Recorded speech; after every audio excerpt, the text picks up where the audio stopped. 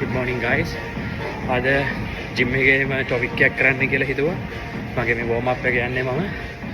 අපි හැමෝටම තියෙන බෑඩ් හැබිට් එකක්. හැමෝටම තියෙන බෑඩ් හැබිට්ස්. ඉතින් සමහර ඔයගොල්ලෝ මෝර්නින් පර්සන් කෙනෙක් වෙන්න බැරි වෙයි උදේ නැගිටින්න අමාරු වෙයි. ඒත් ප්‍රශ්නයක් නැහැ. ඔයගොල්ලන්ට ස්ක්‍රීන් ටයිම් එකට ඇඩික්ටඩ් ඇති ප්‍රශ්නයක් නැහැ. මේ ඔක්කොම හැම දෙයක්ම අපිට එකපාර ගලවගෙන සක්සස් වෙන්න බෑ. ඕනම දෙයක් ඒක ක්‍රමානුකූලව තියෙනවා සක්සස් වෙන්න පියවර.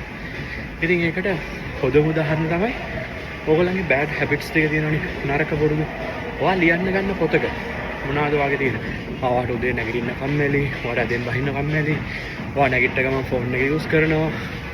ඔයා මේ වීඩියෝ ගේම්ස් වලට ඇඩික්ටඩ්, ඔයා මේවට ඇඩික්ටඩ්. ඉතින් එහෙම කරලා ලියන්න. ලියලා ඔයා කලබල වෙන්න එපා. ඊට පස්සේ ඔයා බලන්න ඔය ලිස්ට් එකෙන් එකින් එක හිමීට එකින් එක කොහොමද ඔයා ඒකෙන් අයින් වෙන්නේ කියලා. ඔයා හිතන්න ඔයා දැන් ලිස්ට් එකට 10ක් දැම්ම කියලා. ඒකෙන් එක හැබිට් එකක් අරගන්න. හැබිට් එක ක්‍රමානුකූලව කොහොමද අඩු කරන්නේ? එතකොට එහෙම ක්‍රමානුකූලව අඩු කරන් යනකොට ඔයාට කාලයත් එක්ක ඔයාගේ තියෙන නරක හැබිට් එක ඔයාට හදාගන්න පුළුවන්.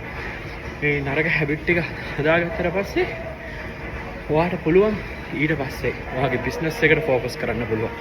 මේ ගොඩක් කට්ටිය try කරනවා මම ස්ක්‍රීන් ටයිම් එක නෑ මම උදේම නැගිටිනවා. එහෙම කරලා ඔයගොල්ලෝ ක්වික් මොටිවේෂන් එකකට ගිහින් ඔයගොල්ලන්ට ඒක කරගන්න බැරි වෙලා ඔයගොල්ලෝ හැමදේම ගිව් අප් කරනවා. ඉතින් ඒ දේ කරන්න එපා.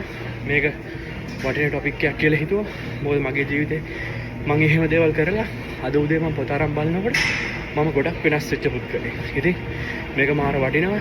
ඉතින් කළා බලන්න. කමෙන්ට් එකක් දෙන්න. ජය වේවා.